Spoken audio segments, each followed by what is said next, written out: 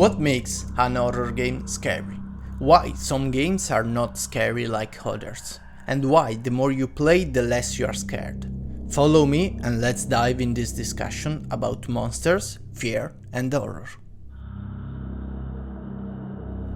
Horror games can be dated as back as 1982, and over the years, with the growing of gaming, they became a pillar of the industry. Some games, like Resident Evil and Silent Hill, were the first to really make the genre grow in popularity. But then, in the years following 2010, with titles like Amnesia: The Dark Descent, Slender: The Eight Pages and Outlast, the genre started to grow massively. Also thanks to the content creators on YouTube that boosted the audience. But then, all fell a bit silent. Horror games became stagnant, and the trend moved on survival games and battle royales. Nowadays, the majority of horror games feel very weak. They seem to copy a lot each other, and there is a general lack of good ideas in big budget titles. You have to search a lot to find some hidden gems in the meanders of itch.io, for example. The other day, I was watching a streamer who was playing Madred, and I was really enjoying it. It was that kind of different horror that is not only jumpscare, run from the monster, etc, etc. It was something else. There was this general feel of uneasiness and creepy nostalgia, quite like listening to Everywhere at the End of Time, the music album about Alzheimer's disease.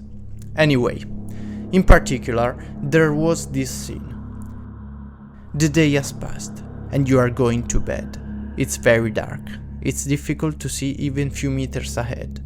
You go upstairs into your room, you approach the bed, and this phrase appears.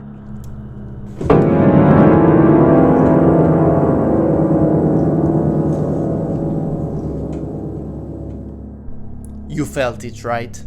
That tightness to the stomach, that feeling of danger. This is chilling.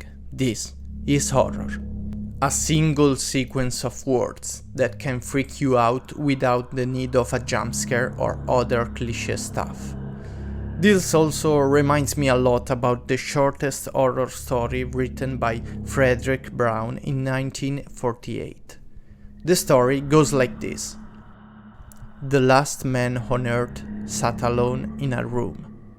There was a knock on the door. But why are we talking about this? Well, the fact is that most of modern horror games have lost their way, misled by the titles that stormed the industry. Horror nowadays are often lazy, with cliches everywhere and a lack of innovation. They put you in a dark house, give you a torch, place one jumpscare and call the job done. They copy the big titles without understanding what made them great, or why the features put in those games actually worked. I rarely found a good horror to enjoy, always struggling with a break of the fourth wall or a boring trip on rails. So, is the fear itself the problem? Well, yes and no. Every person fears different things. Some people freak out at the sight of snakes, and others cannot tolerate blood and violence. But, in my opinion, the problem resides in the key features of those games. The same features that made horror games horror.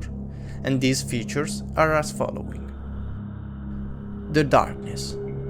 Darkness is practically a mandatory thing in horror games. But the thing is that it's not darkness itself, the key of fear. It's the unknown. The universal fear of unknown is built inside us all. It's what protects us in a natural environment and is what makes you on edge in horror games. A lot of games do not use darkness in the correct way. They simply turn off the light and place the monster inside the room. Darkness can be deceiving, can be used to trick the player in thinking that there's something that is not really there. It can be used as a safe place instead of light, or as an absolute thing to avoid. There are also games that do not use darkness, and a lot of them works, but I still prefer something dark and creepy. Weapons. Do not make me powerful. but do not make me incapable of fight back. If I have a big limb-cutting laser, I cannot feel the dread upon me, but at the same time, hiding in a corner sucking your thumb is boring and unrealistic. If I see a knife in the kitchen, why the hell shouldn't I use it? But even if it's not a knife, I can literally use anything to delay an aggression. Make the player able to use his surroundings to fight back a little whatever monster is trying to kill him. It really helps with immersion. Monsters. Ghosts and monsters are not the only scary things in the world. Sometimes a realistic situation is scarier than a zombie. Fear can be induced by unnerving situations, not only by monsters chasing you. For example, the psychological fear of a stalker can be far worse than an alien for some women, even in a video game. And regarding a possible monster, do not show it clearly. Do not let it glitch in the walls. That completely breaks the immersion and thus the fear. Blair Witch, for example, despite not being the perfect game, has a very fast and elusive monster that keep the player on edge and let the fear of unknown run wild. The fear of losing. This is a very important aspect. You know what is a good horror game without being an horror game? Escape from Tarkov. Okay, let me explain. For those who don't know, Escape from Tarkov is an hardcore military shooter. You play with other players, and if you die, you lose all your stuff. And this is the point, the fear of losing. In real life situation, you fear for your life. In games you cannot, so you must fear something else. In this case, when you hear gunshots and don't know where the enemy is, adrenaline starts pumping, because you do not want to lose all your stuff. What did you lose in horror games? Usually nothing. You start from a previous save and maybe get a jump scare, and that's it. I think horror games could benefit from some sort of losing progress, you know, making that a non-viable choice to avoid stressful situations. Wall of text. How many times you played an horror game and the story was told with documents and papers scattered around the map?